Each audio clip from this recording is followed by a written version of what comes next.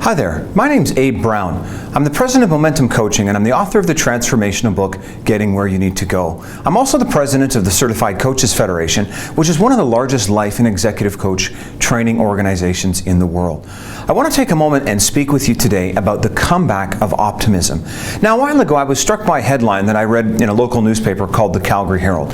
It simply said this: positive blog focuses on life's simple pleasures. The article went on to tell the story of Neil Pasricha, who is depressed by reading about all the constant bad news that we see every day, the breakup of his own marriage, and one of his closest friends' suicide. Neil decided to try to focus on the positive, and so he came up with 1,000 simple, free, awesome things, posting one each day on a blog that he called literally www.1000awesomethings.com. Little did he realize that his blog would strike a nerve and attract 40,000 hits every single day and a major book deal. His book, The Book of Awesome, was published in mid-April of 2010.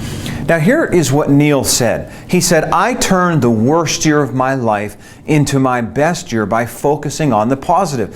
I think it's a sign that people want optimism to come back." That's why I want to talk here today about the comeback of optimism.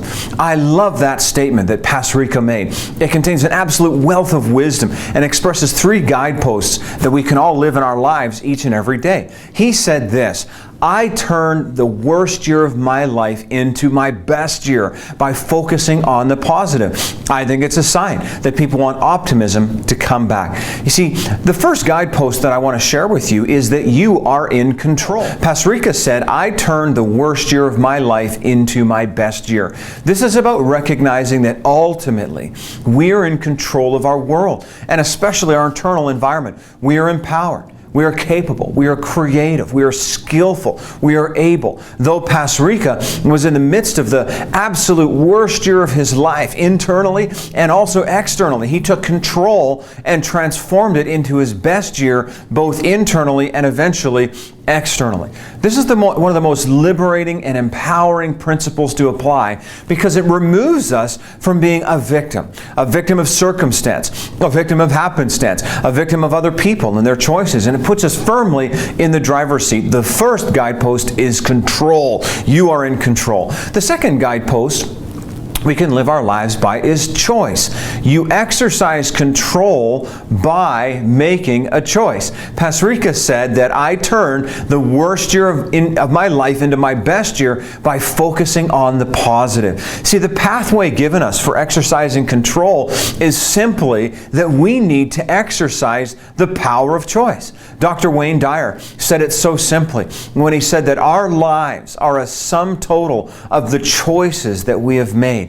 Many people may be shocked to come to the end of their lives and realize that they were given the same 24 hours in each day as Abraham Lincoln, the same 7 days a week as Gandhi, the same 52 weeks a year as Helen Keller, and the same 12 months a year as Martin Luther King Jr. Yet, did we make the same choices they made with the same allocation of time? You see, some exercise their control and make positive, healthy, and consistent choices and produce results which beneficially impact our world. Some do not. Will you exercise the control that you have already been given by making positive, healthy, and consistent choices? The second guidepost is choice. The final guidepost that we can live our lives by, which we seek here, is comeback. Optimism makes a comeback when we exercise the right choices. You see, these are all linked together. When I understand that I have control, I exercise that control by making the right choice, and optimism then makes a comeback in my life because I've made the right choices.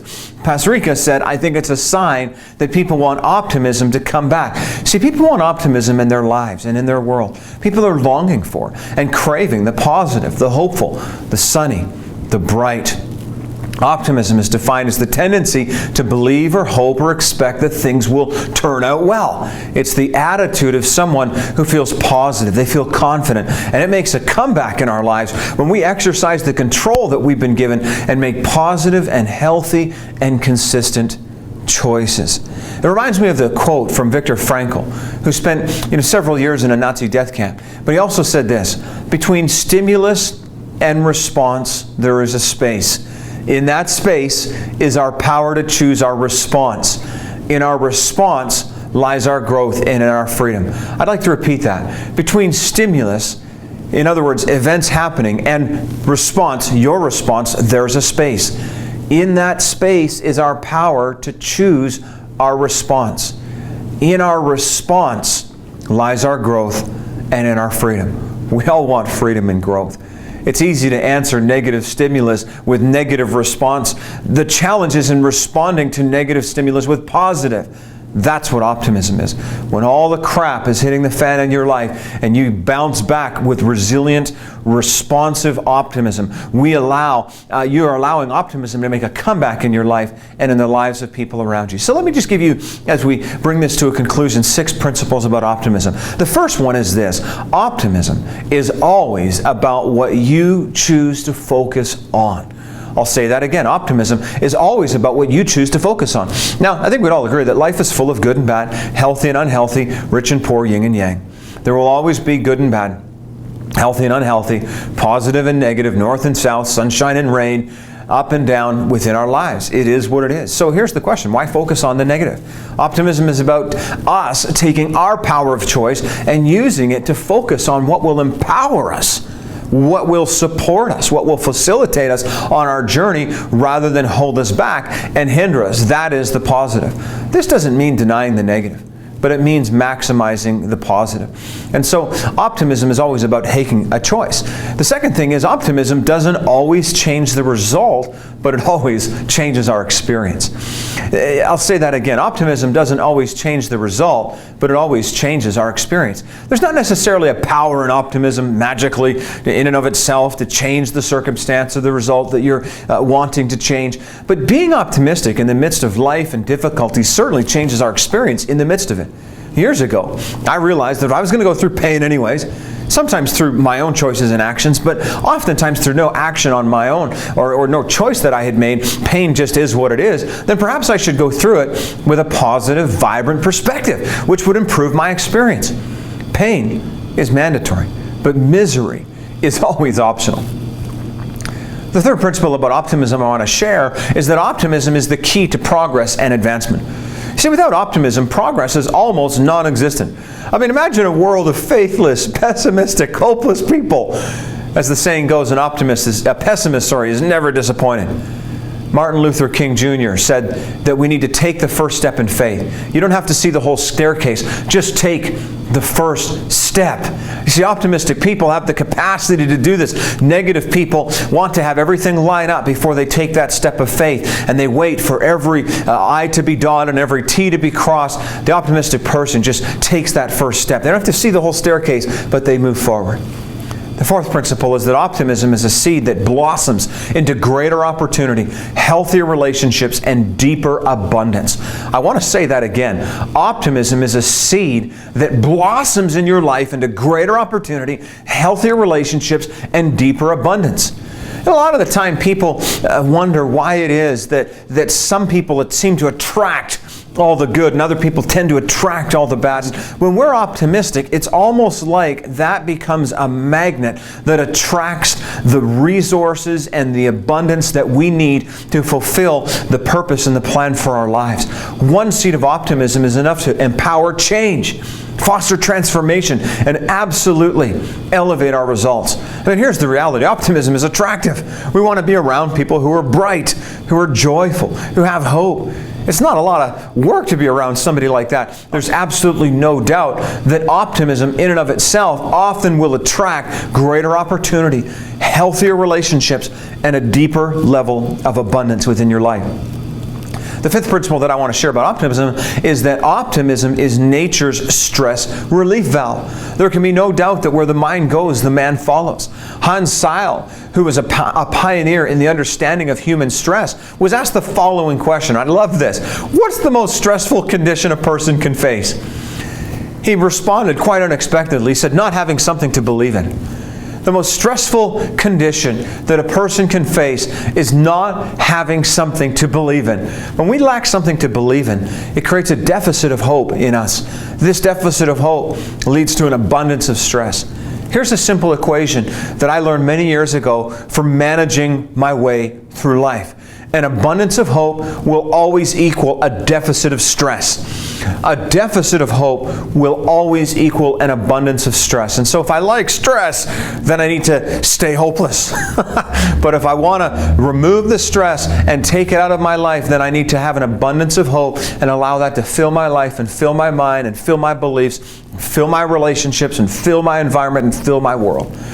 Number 6, optimism takes work, effort, and humor. You know, the last thing that I want to share is that it takes hard work, effort, and humor to maintain an optimistic and sunny disposition. But I tell you what, it's well worth it. It takes intentionality, it takes focus, and it takes the ability to laugh at yourself and life around you to continue to be optimistic. I encourage you to make gratitude lists, gratitude journals. Document the life-giving, the inspiring. Create a list of life's simple pleasures and all the blessings that you're experiencing in your life. Cultivate an attitude of gratitude. Surround yourself with positive people, positive messaging. These are crucial keys in developing consistent optimism. I challenge you today to give optimism a chance in your life again. Embrace the comeback of optimism. You know, Gandhi said this, man often becomes what he believes himself to be. If I keep saying to myself that I can't do a certain thing, it's possible that I may end by really becoming incapable of doing it. On the contrary, if I have the belief that I can do it, I will surely acquire the capacity to do it, even if I may not have had that capacity at the beginning. See, folks, can't is a nasty 4-letter word. Remember the power you project when you use the word can't. Here is the power of can't. The word can't literally makes strong people weak. It blinds people who can see. It saddens happy people. It turns brave people into cowards. It robs a genius of their brilliance. It causes rich people to think poorly, and it limits the achievements of that great person living inside of us all. Can't is one of the worst 4-letter words, and it stops your soar, and it limits your ability to roar. On the other side of that, optimism empowers you to soar, and it strengthens your roar. Optimism is a simple perspective that life is good, and it leads to a good life. Embrace this perspective, and life will be good for you, and your experience of life will be even better. I'd like to close with one final question. What is one area of your life that you could immediately improve today by improving your perspective on it? What is one area of your life that you could immediately improve today by improving your perspective on it? Please think about that. And I really appreciate the fact that you've taken a few moments to check this video out. And we'll check in with you a little later. My name's Abe Brown, the founder of Momentum Coaching.